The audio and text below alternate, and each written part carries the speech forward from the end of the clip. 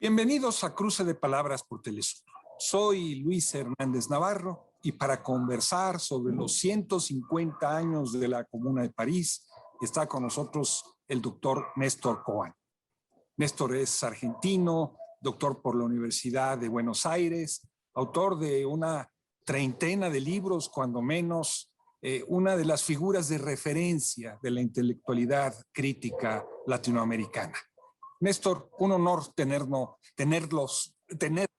entre nosotros en el día de hoy aquí en Cruce de Palabras. Muchísimas gracias, Luis, por la invitación y un gran saludo para toda la gente de Telesur también. Y te agradezco a ti en particular, ¿no? No. Néstor, 150 años del asalto al cielo. ¿Por qué recordar la Comuna de París con tantos años de por medio? Y en primer lugar me parece porque fue el primer intento victorioso. Sí hubo otras victorias previas como la Revolución de Haití, donde los esclavos y esclavas negras triunfaron en una guerra de liberación nacional y social al mismo tiempo, pero todavía no, el sujeto social de la Revolución de Haití eran principalmente gente campesina, artesanos, artesanas.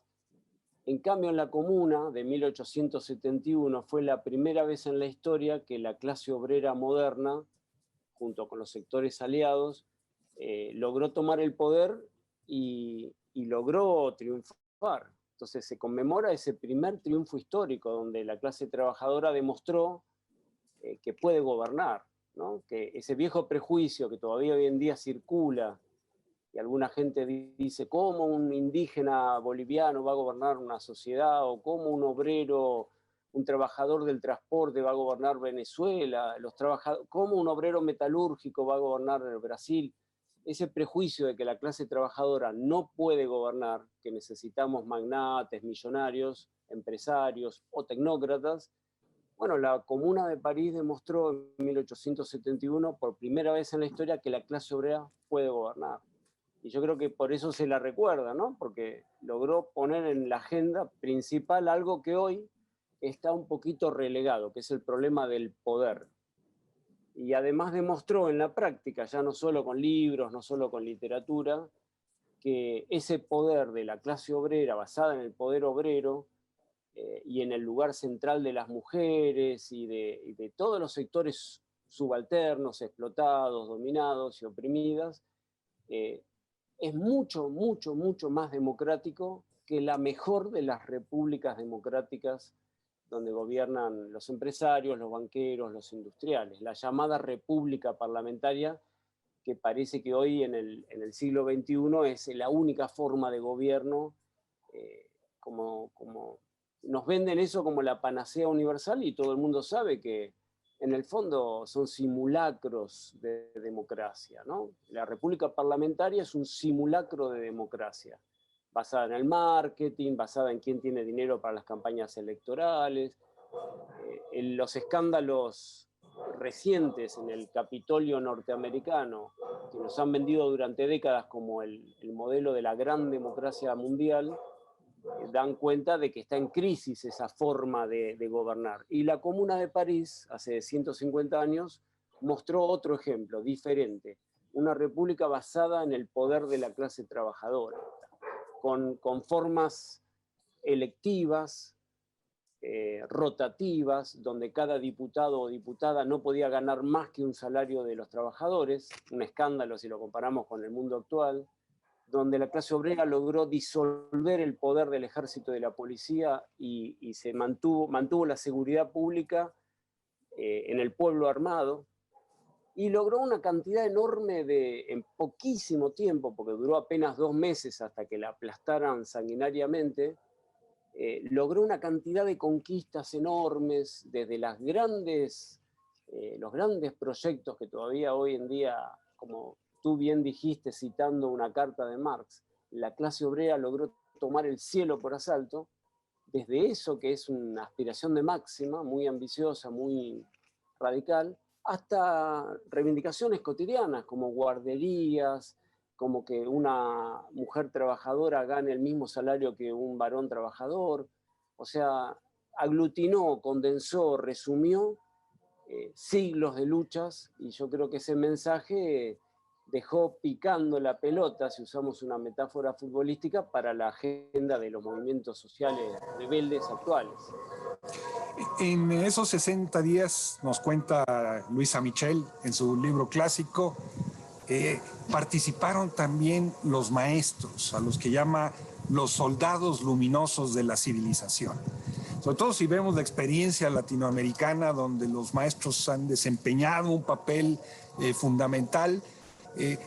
Resulta muy interesante compararlo con esta experiencia de la comuna, ¿no? Porque generalmente se piensa en términos de comuna solamente como poder obrero, y aquí están estos otros sectores también. Sí.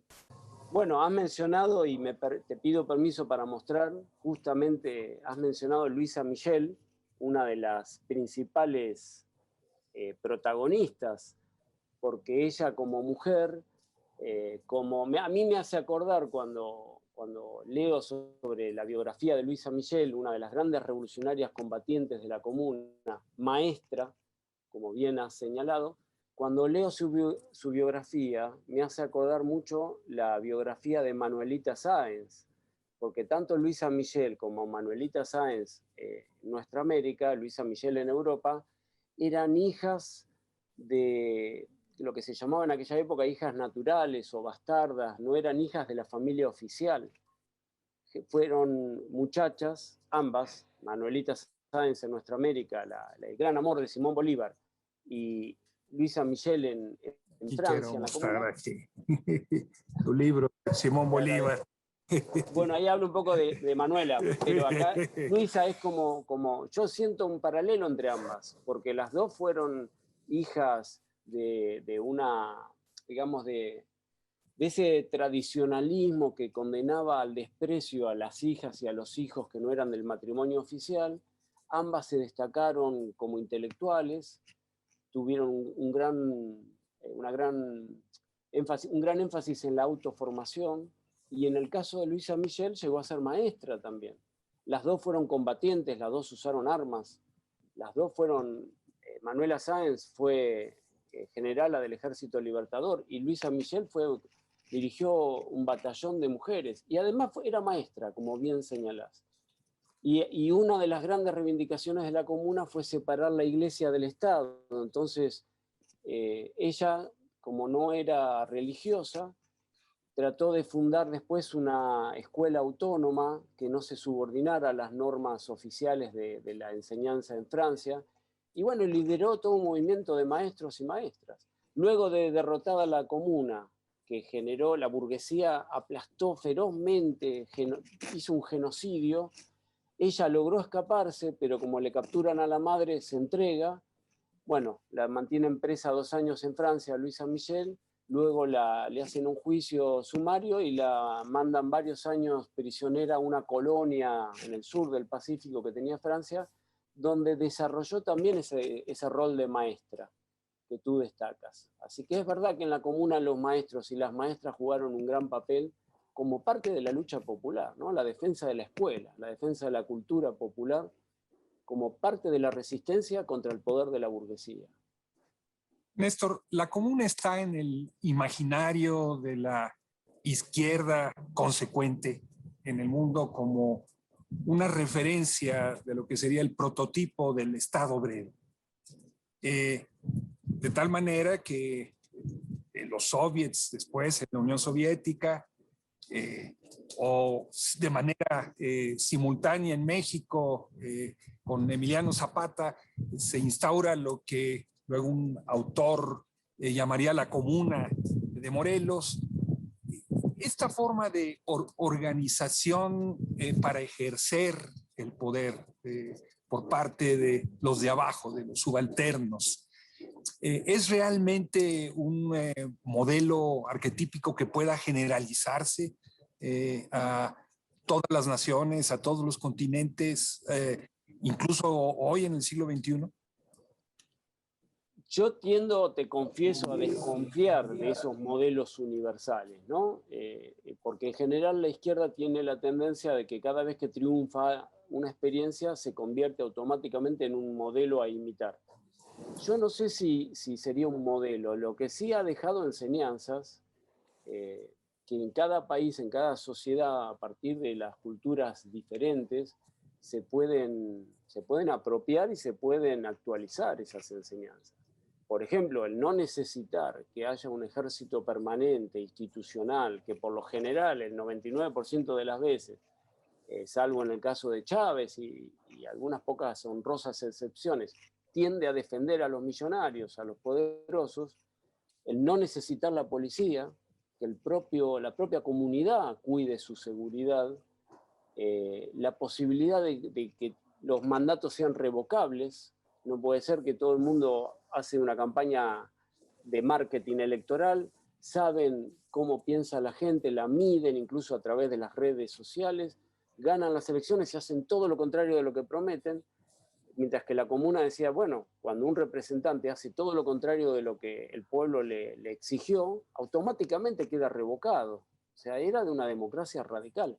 Y como bien señalaste, los soviets de Lenin la adoptó a partir del escrito famoso de Marx, La Guerra Civil en Francia, donde Marx celebra la comuna. Al inicio Marx tenía ciertas reservas porque decía, como el levantamiento obrero de París se hizo en el medio de una guerra entre naciones, la Prusia de Bismarck, reaccionaria, y la Francia reaccionaria de Luis Bonaparte habían entrado en guerra a ver quién dirigía Europa. En el medio de esa guerra entre naciones imperialistas, la clase obrera se insurrecciona, no quiere la guerra, no quiere matarse entre hermanos y pasa a luchar contra su propia burguesía y también contra la potencia extranjera. Eso es una gran enseñanza. Y a partir de ahí deja Lenin, por ejemplo, en este libro que hace, esta es una edición cubana que te quería mostrar, las cartas de Marx a un amigo de él, Kugelman, en una carta famosa del 12 de abril de 1871, cuando todavía estaba en pie la comuna. Carlos Marx ahí utiliza esa expresión que tú utilizaste, esta clase obrera heroica de Francia logró tomar el cielo por asalto. Y Lenin, en 1907, agrupa todas las cartas de Marx a Kugelman y celebra, mucho antes de que triunfe la revolución bolchevique, esa es la nueva manera de gobernar, esa es la nueva manera de organizar la sociedad, a partir de un gobierno comunitario que ejerce al mismo tiempo un poder muy fuerte de la clase obrera que se expresa como un poder democrático. Esta antinomia de que si la clase obrera ejerce un poder muy fuerte, es totalitaria y absolutista, y hay que reemplazarla por una república parlamentaria donde gobiernan los empresarios, es una dicotomía falsa. Lenin plantea que la comuna tiene elementos de un poder muy fuerte, que Marx utilizó una expresión muy polémica hoy en día, pero el término es polémico, no el concepto. ¿El término cuál fue? La dictadura del proletariado.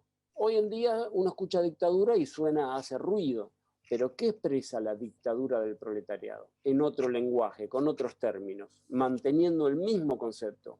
El poder democrático de los de abajo, como bien dijiste. Y ahí retomo tu pregunta, ¿es válido esto a nivel mundial? Yo creo que si uno logra no convertirlo esto en un modelo mecánico, sino adaptándolo a cada país o resignificándolo, mejor dicho, según las tradiciones de cada país. Emiliano Zapata no era Lenin y hubo distintas experiencias en la Guerra Civil Española y en muchos lugares del mundo. El poder popular ejercido desde abajo contra los de arriba de manera democrática, a pesar de lo que diga Estados Unidos y el Pentágono. Néstor, nos hacías una reflexión y un repaso de cómo había sido leída la comuna por los revolucionarios de la época. ¿Tú tienes idea de cómo fue la recepción de la comuna en América Latina en una época en la que, por supuesto, pues no había internet y no había videos ni televisión, pero que sin embargo llegaba la prensa escrita y llegaban noticias de lo que sucedían en otras latitudes? ¿Cómo fue acogida en el continente la experiencia? A mí me parece que básicamente esa experiencia de poder obrero que combinaba el ejercicio fuerte del poder de los de abajo con la democracia más radical, llegó sobre todo a través de los pocos que lograron sobrevivir y se exiliaron en estas tierras. No llegó, creo, tanto a través de los periódicos, sino de los exiliados, que muchos de ellos, bueno, habría que reconstruir los nombres, es gente perdida, ¿no? Pero que llegaron a México, llegaron al sur del continente, trayendo esa experiencia como todavía en una época donde el anarquismo y el comunismo no estaban tan enfrentados entre sí, tan diferenciados. Había anarco-marxistas o marxistas proto-anarquistas. Todavía no se habían diferenciado las grandes familias y creo que de la tradición revolucionaria, y creo que lo que llegó a América Latina es el relato de que, bueno, se podía vivir de otra manera, pero en nuestra América todavía no había una clase obrera fuerte. Entonces, bueno, esas experiencias comunitarias se entroncaban con otras experiencias, como la tradición del Ayllu, por ejemplo, la comunidad de los pueblos originarios, en lo que hoy sería Bolivia, Perú, en el México de inicios del siglo XX, tú mencionaste la comuna de Morelos, y digamos se compaginaba esa experiencia estrictamente europea con tradiciones comunitarias locales, que no estaban basadas en el poder obrero porque aquí la clase trabajadora todavía era muy incipiente. Había, digamos, artesanos, había una fuerte presencia campesina, el desarrollo industrial de nuestra América todavía estaba de manera incipiente, ¿no? Esa me parece a mí. Vivimos días muy extraños con el COVID. ¿Tú sientes que la celebración y el debate alrededor de los 150 años ha tenido eco en nuestro continente, o que, tapado por este problema de la epidemia, la política de otra manera, Estados Unidos, etcétera, etcétera, ha pasado relativamente desapercibida? Yo me inclinaría por la segunda opción que tú dices, pero me parece, por ejemplo, que en el debate reciente que ha habido en Cuba y también en la Venezuela bolivariana, por ejemplo, sobre cuál sería la mejor forma de gobierno para una sociedad que quisiera iniciar la transición al socialismo o dar pasos más allá del capitalismo, ¿cuál sería la mejor forma de gobierno? Bueno, aparecen grupos intelectuales muy vinculados a las fundaciones y ONGs del imperio, la Fundación Ford, la Open Society Foundation de Soros, la National Endowment for Democracy, la NED, la USAID, la Fundación Federico Ebert de Alemania, de la socialdemocracia, que tienden a instalar en Cuba, en Venezuela, quizás en Bolivia también, la idea de que la única manera de gobernar no despótica, no absolutista, no totalitaria, es la república parlamentaria. O sea, imitación de la, entre comillas, muy entre comillas, democracia yanqui. Y me parece que rescatar la comuna, aunque no es lo que predomina, por eso yo celebro tu iniciativa personal y de Telesur en particular también, que recordar en el medio de esta agenda tan agitada, donde todo el mundo habla de las vacunas y una pandemia que se ha transformado en una crisis humanitaria tremenda, donde Estados Unidos tiene más de 500.000 de muertos, sumados todas sus guerras de la historia, donde Brasil, un desastre absoluto, y la lucha del comercio con las vacunas, propio del capitalismo. En ese contexto, recordar la comuna creo que nos permite, en estos debates de Cuba, de Venezuela, de Bolivia, y de los procesos populares donde se quiere salir de esta sociedad capitalista feroz e intentar construir una sociedad diferente, que a mi modo de ver tiene que ser el socialismo, pero otros compañeros o compañeras creen que a esa sociedad diferente hay que llamarla post-neoliberalismo. Bueno, cada uno le pondrá el nombre que quiera, ¿no? Yo creo que tiene que ser el socialismo, pero la comuna nos daría muchas enseñanzas, porque nos proporciona una forma de gobierno y de poder democrática, pero no subordinada al marketing electoral y a ese simulacro de democracia que es lo que tiene Estados Unidos y que hoy en día, a partir de las locuras del presidente este que se teñía el pelo de color naranja, quedó a la vista de todo el planeta que eso no es una democracia, que eso es un simulacro, que es una ingeniería electoral donde la opinión popular no cuenta, ahí gobiernan los grandes empresarios y el complejo militar industrial. Por lo tanto, no es modelo para Cuba, no es modelo para Venezuela, no es modelo para Bolivia, y creo yo que no es modelo para Argentina y para México, ¿no? No es modelo para nadie. Entonces la comuna no hay que imitarla, no es un modelo universal, no tenemos que plagiarla, pero sí nos sirve ahí, porque tiene elementos fuertes para los debates contemporáneos. ¿Cómo democratizar nuestras sociedades? ¿Se puede democratizar la sociedad contemporánea bajo el capitalismo? Yo creo que no. Yo creo que con la sociedad capitalista regida por el mercado y las grandes corporaciones no hay posibilidades de democratizar. Para democratizar hay que romper con el capitalismo. Creo que eso es una de las grandes enseñanzas de la comuna. Hay que romper con el capitalismo y hay que cuestionar las instituciones del capitalismo, incluida la república parlamentaria.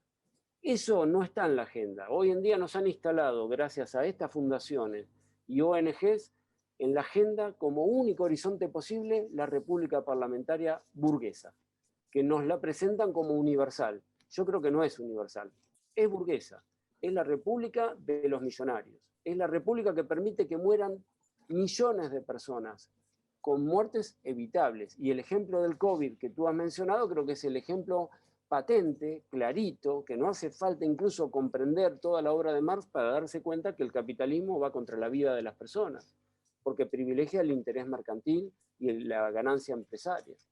Néstor, hace un momento señalabas la experiencia venezolana, ¿no? Alrededor de las comunas, señalabas también, por supuesto, lo que se debate en Bolivia, etcétera, etcétera. Es muy interesante porque en México, en 2006, hubo un gran movimiento popular en la ciudad de Oaxaca, en el estado de Oaxaca, y se construyó una asamblea popular de los pueblos de Oaxaca.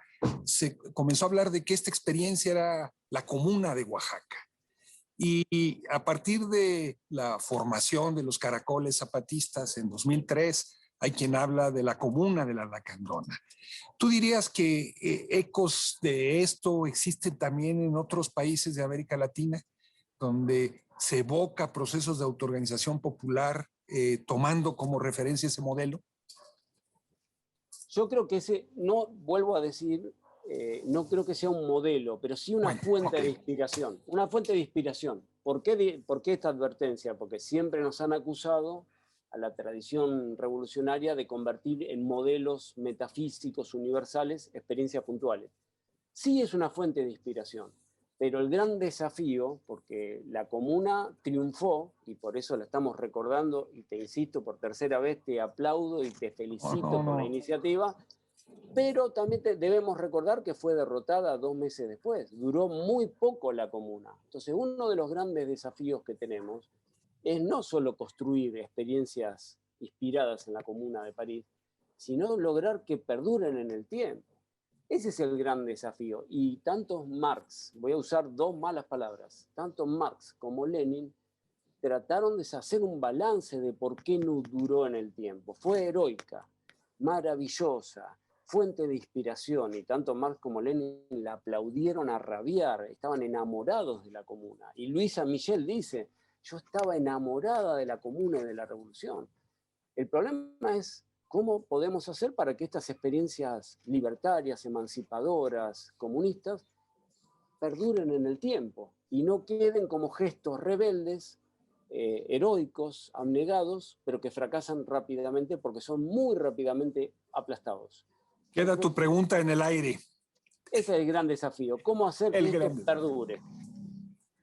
Néstor Coan, muchísimas gracias por estar con nosotros en este cruce de palabras. Muchas gracias a ti, Luis, y felicitaciones por este programa que siempre vemos por la tele. Ustedes, amigos, amigas, muchísimas gracias por su amable compañía el día de hoy. Ya lo saben, los esperamos la semana que viene aquí por Telesur. Hasta la próxima.